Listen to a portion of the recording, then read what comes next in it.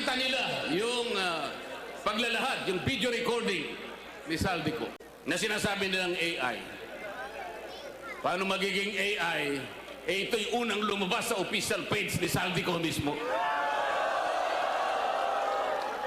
Nagpalabas ng statement ang ombudsman. Para bago namin tanggapin yan, kinakailangan na umuwi ka rito at paberipika mo yan. Siguro panutaryo mo yan, gawin mong official yan.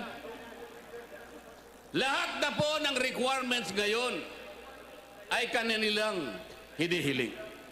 Nakalimutan nila sa mismong charter ng ombudsman, yung mismong batas na gumawa sa opisina ng ombudsman.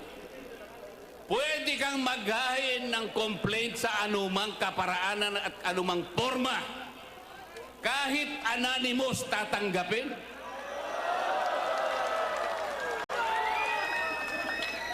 Paano natin may papalitaw ang transparency at magkaroon ng accountability sa ating bansa kung ang namumuno sa Ombudsman Office na dating Secretary ng Department of Justice at ang kanyang Prosecutor General, sila ang unang taga-usig, sila ang unang dapat magsampa ng naukol na kaso para sa ganun mapanagot natin ang nagkasala.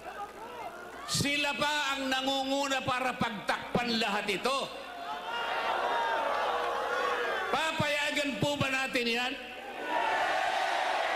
Hindi ba iniinsulto nila tayo niyan? Papayag ba kayong mainsulto?